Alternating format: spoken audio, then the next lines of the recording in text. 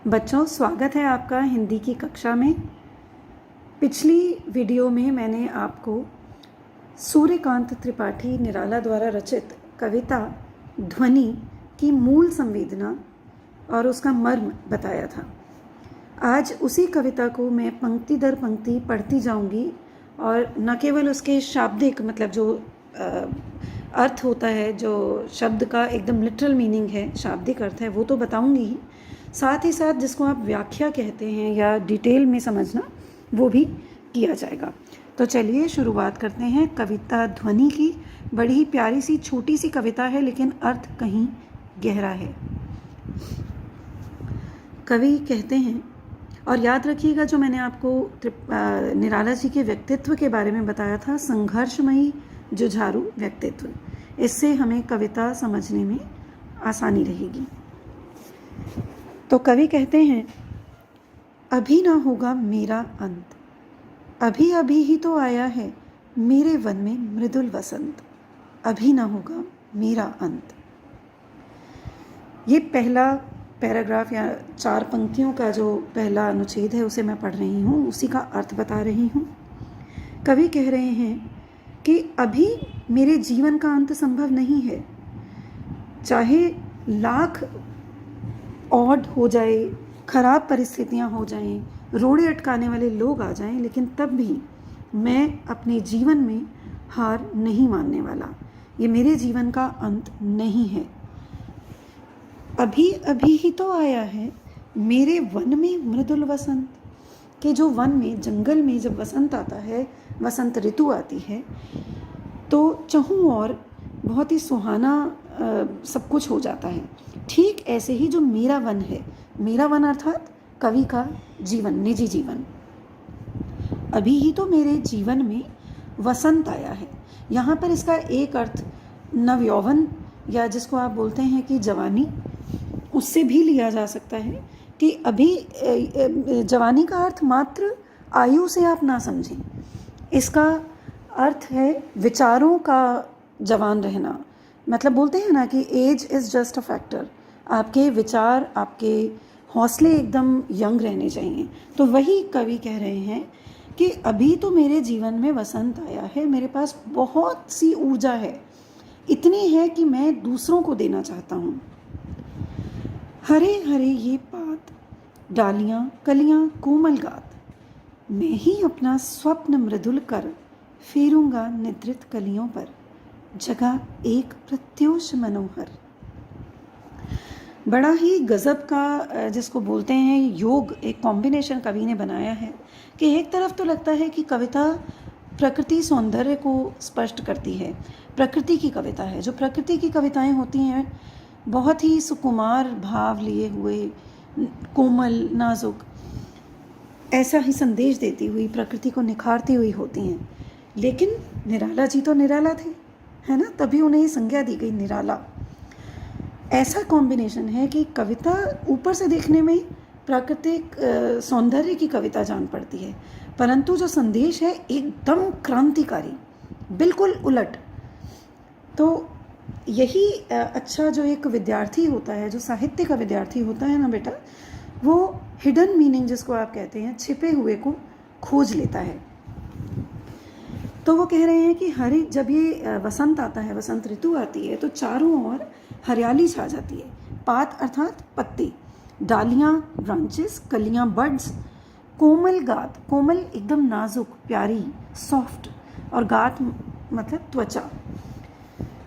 मृदुल का अर्थ भी सॉफ्ट ही है, एकदम नाजुक। स्वप्न माने सपना, निद्रित सोई हुई, और प्रत्यूष जो सुबह होती है ना, प्रातः काल, उसको हम बोलते हैं उषा भी, जिसे हम बोलते हैं। तो कवि कह रहे हैं कि ये जो हरे हरे पत्ते हैं, डालियाँ हैं, कलियाँ हैं, और जो इनके कोमल कोमल त्वचा, जो फूलों, अगर आप कभी नए नए खिले हुए फ्लावर्स को और बर्ड्स को और नई नई आई हुई डालियाँ, पत्ते, इन्हें कभी छू कर देखें, आप देखिएगा ज़रूर, इतने सॉफ्ट होते हैं कि अगर आप आंखें बंद करके एक बार वो स्पर्श करें ना, तो आपको बहुत ही आनंद आएगा। ऐसा एक रेफरेंस हमने पढ़ा था पिछले साल हेलन केलर के पाठ में, कि वो छू कर आनंद लेती थी घंटों। तो आप भी ज़रूर करिएगा। है कवि कहते हैं कि मैं ही अपना स्वप्न मृदुल कर फेरूंगा निद्रित कलियों पर, कि मैं ये जो सोई हुई कलियां हैं, अब ये एक तरफ क्या है, प्रकृति की बात कर रहे हैं कि उनको प्यार से, जैसे माँ बच्चों को ऐसे हाथ फेर कर नींद से उठाती है सुबह, ठीक ऐसे ही मैं किसे उठाऊंगा? मैं जो आने वाली मेरी जो युवा पीढ़ी है, मेरे देश का जो भविष्य है, उसको मैं, और जो कोमल है, क्योंकि बच्चे जो होते हैं ना वो कोमल होते हैं, एकदम सॉफ्ट होते हैं, ना केवल बाहरी तौर पर, आंतरिक तौर पर भी। तो मैं धीरे धीरे उनके जो मस्तिष्क में ऐसे विचार डालूंगा, हौले हौले उन्हें प्यार से नर्चर करना, जैसे पोषण करूंगा धीरे धीरे। और क्यों, क्या करूंगा, मेरा ध्येय क्या है, पर्पस क्या है, कि एक प्रत्यूष मनोहर जगाना चाहता हूँ। मनोहर मतलब बहुत ही सुंदर, कि एक नई सुबह जो कि बहुत ही सुंदर हो, मनोरम हो, उसे मैं लाना चाहता हूँ। तो जब मैं उन बच्चों का पालन पोषण इस प्रकार से करूँगा, उनको प्यार से आगे बढ़ाऊँगा, तो उनके जीवन में एक नई प्यारी सुंदर सुबह आना अवश्यम भावी है। ये बच्चे दूसरा जो अनुच्छेद है, पैराग्राफ है 5 लाइनों का, ये खत्म हो गया है। अब हम तीसरे पर आ रहे हैं। पुष्प पुष्प से तंद्रा लस लालसा खींच लूँगा मैं, अपने नवजीवन का अमृत सहर्ष सींच दूंगा मैं। कि मैं पुष्प, पुष्प मतलब फूल, तंद्रा लस, ये 2 शब्दों से मिलकर बना है, ध्यान दीजिएगा। तंद्रा मतलब नींद है ना, और आलस, जिसमें अभी भी नींद के, जब हम नींद में होते हैं ना, विशेष तौर पर प्रातः काल में, सुबह जब हम सोकर उठते हैं, तो एक उठने के बाद भी हल्का हल्का आलस, अलसाई सी आँखें, शरीर हमारा रहता है। तो वही जहाँ आलस और नींद का जो मिक्सचर है, कि मैं क्या करूँगा, अपनी ये जो प्यारे मेरे बच्चे हैं, जो आने वाले फूल स्वरूपी शिशु या बच्चे या जवान होते हुए नवयुवक नवयुवतियाँ, पूरी जनरेशन की बात हो रही है। और फिज़िकल रूप से क्या बात हो रही है, जो बर्ड्स हैं, जो अभी फ्लावर बने ही नहीं हैं, इतने नाजुक हैं। मैं क्या करूँगा, एक एक फूल से जो आलस है और जो नींद है, उसको उसकी जो चाहत है, जब सुबह बच्चे और सोना चाहते हैं, मम्मा 5 मिनट और, 5 मिनट और, तो मैं क्या करूँगा, उस चाहत को खींच लूँगा और उसकी जगह क्या दूँगा, जैसे कि इंजेक्ट कर दूँगा अपने नव जीवन का, नए जीवन का अमृत। जो अमृत किसको बोलते हैं हम, नेक्टर को। ऐसा माना जाता है अमृत पीकर अमृतत्व प्राप्त होता है। खैर ये मैथोलॉजी है, इस साइंटिफिकली नहीं बता रही हूँ। कि मैं अपने नए विचारों को इन बच्चों में, इन आने वाली पीढ़ियों में अंदर एकदम इंजेक्ट कर दूंगा, सहर्ष खुशी खुशी सींच दूंगा। पौधों को जैसे सींचते हैं ना पानी से, ठीक वैसे ही उनको सींचा जाएगा, उनका पालन पोषण किया जाएगा। द्वार दिखा दूंगा, अब ये आखिरी पैराग्राफ है बेटा, चौथा पैराग्राफ। द्वार दिखा दूंगा फिर उनको, हैं वे मेरे जहाँ अनंत। कि मैं क्या करूँगा, उसके बाद जब इतना पालन पोषण करूँगा, उनको किसी को नर्चर करना माने उसकी पूरी विचारधारा, पूरे व्यक्तित्व को प्रभावित करना, जैसे माँ अपने बच्चे का पोषण करती है, कि धीरे धीरे मैं उसे ऐसी गाइडेंस दूंगा, मैं उसे ऐसा रास्ता दिखाऊंगा, ऐसे द्वार मतलब दरवाज़ा दिखाऊंगा, दिशा दिखाऊंगा, जहाँ पर उस बच्चे को ये पता चले कि मेरे आगे अनंत, माने जिसका अंत ही नहीं है, कि मेरे आगे असीम अनंत आकाश है। मेरे सपने जो हैं, कि भाई तुम अपने सपनों को इतना बल दे दो कि वो ख़त्म ही ना हो, उसके लिए उड़ने के लिए पूरा आकाश है।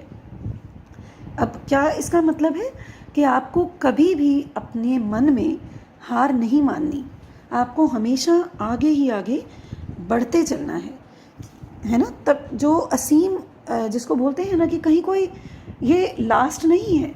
और ये बड़ा ही अच्छा, आज की जो परिस्थितियां हैं, जो कोविड से संबंधित समय है, इसमें आपने सुना होगा कि लोग इतना अधिक जो मृत्यु हुई लोगों की, वो बीमारी के चलते तो हुई सो हुई, परंतु एक जो साइकोलॉजिकल मनोवैज्ञानिक तौर पर हमारे अंदर डर बैठ जाता है ना, उसके चलते हम मर जाते हैं। तो वही कवि बता रहे हैं कि जो आपकी आकांक्षाएं हैं, जो सपने हैं, आप उनको पंख दे दीजिए, वो कभी भी खत्म होने वाले नहीं हैं।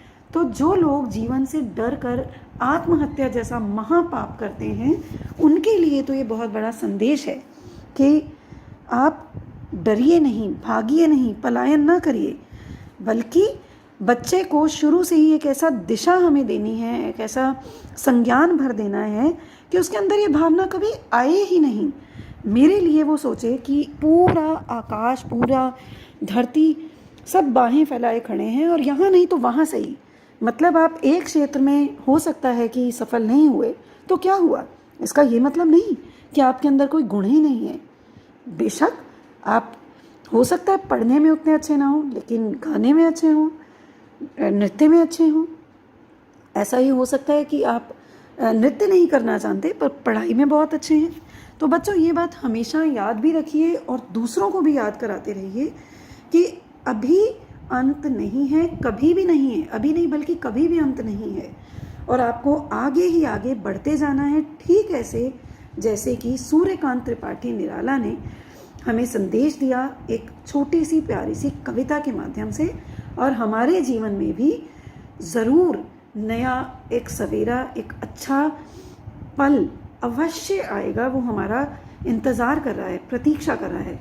हमें ज़रूरत है तो सिर्फ एक प्रयास की, एक कोशिश की, जो हमें करते ही रहना है। आशा है आप ज़रूर इस संदेश को न केवल खुद लेंगे बल्कि समाज में भी फैलाएंगे। धन्यवाद बच्चों।